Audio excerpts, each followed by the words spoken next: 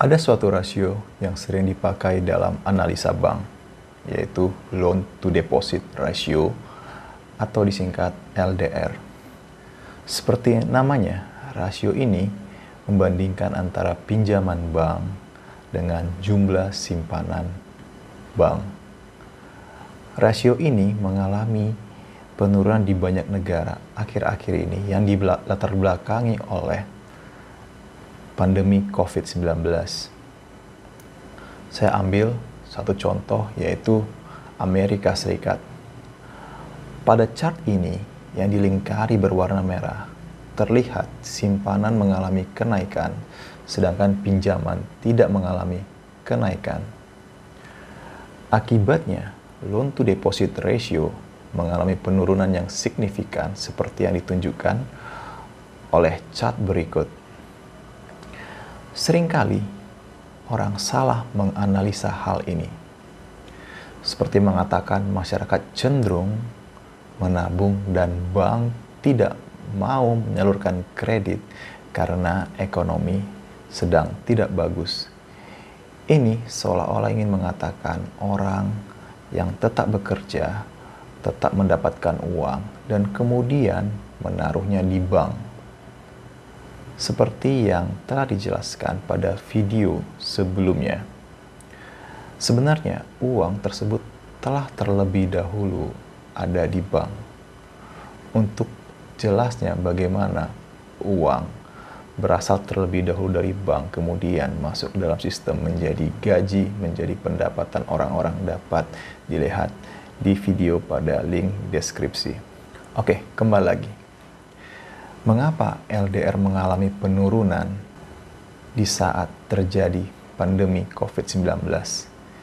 Yang sebenarnya terjadi adalah karena bank sentral membeli obligasi yang diterbitkan oleh pemerintah, baik secara langsung maupun tidak langsung. Obligasi yang dibeli cukup banyak karena pemerintah harus menerbitkan surat utang atau obligasi yang banyak untuk membiayai ekonomi yang melambat akibat pandemi COVID-19. Di sini saya tampilkan bagaimana kondisi dari neraca Bank Sentral Amerika Serikat yang terlihat mengalami kenaikan signifikan karena banyak membeli obligasi pemerintah. Selain itu, penurunan LDR juga dimungkinkan karena bank membeli obligasi yang diterbitkan oleh pemerintah. Seperti yang telah dijelaskan di video sebelumnya yang bisa dilihat pada link deskripsi.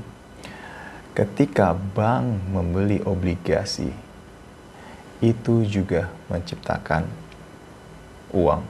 Ini berbeda dengan keyakinan yang diyakini oleh kalangan mainstream yang meyakini bahwa ketika bank membeli obligasi, bank tidak menciptakan uang, dia hanya mengalihkan uang masyarakat ke penjual obligasi. Baik, untuk jelasnya berikut dijelaskan dengan contoh. Jadi katakanlah ini kondisi neraca bank dan bank sentral sebelum terjadi pandemi COVID-19. Di sini terlihat bahwa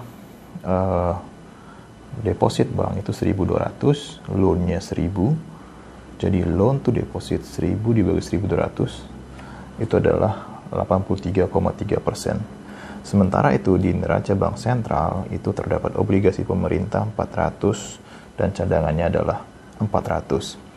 Kemudian ketika terjadi pandemi COVID-19, pemerintah itu menerbitkan surat utang.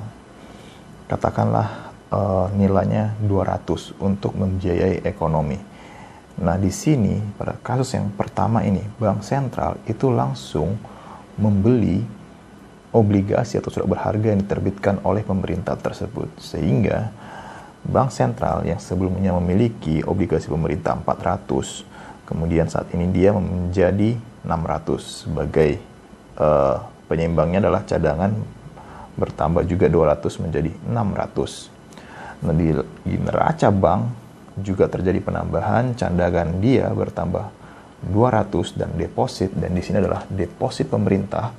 Jadi rekening pemerintah itu bertambah 200. Jadi di bank ini simpanan menjadi atau deposit menjadi 1.400 dari sebelumnya 1.200. Nah, di sini adalah rekening pemerintah. Kemudian dari sini pemerintah menyalurkan uang untuk bantuan, untuk program kesehatan dan lain sebagainya dari uang yang telah dicetak oleh bank sentral di sini. Sehingga di sini deposit mengalami kenaikan. Sehingga loan to deposit ratio atau LDR mengalami penurunan dari sebelumnya 83,3% menjadi 71,4% karena terjadi kenaikan deposit sebesar 200 menjadi 1.400. Apabila bank sentral tidak membeli secara langsung obligasi yang diterbitkan oleh pemerintah, maka bank sentral itu bisa membeli dari obligasi existing yang ada dimiliki oleh investor, katakanlah dana pensiun. Jadi kalau misalnya pemerintah menerbitkan obligasi 200, ya kan, kemudian bank sentral itu membeli obligasi yang dimiliki oleh dana pensiun, misalnya 200. Sehingga di sini terjadi kenaikan simpanan yang dimiliki oleh dana pensiun sebesar 200. Jadi simpanan di sini juga mengalami kenaikan. Kemudian dana pensiun tadi membeli obligasi yang selanjutnya yang diterbitkan oleh pemerintah, sehingga uang yang diterima dana pensiun tadi berpindah ke rekening pemerintah. Jumlah uang tetap sama 1.400, juga LDR turun. Bagaimana pembelian obligasi itu menurunkan LDR? Berikut dijelaskan dengan contoh.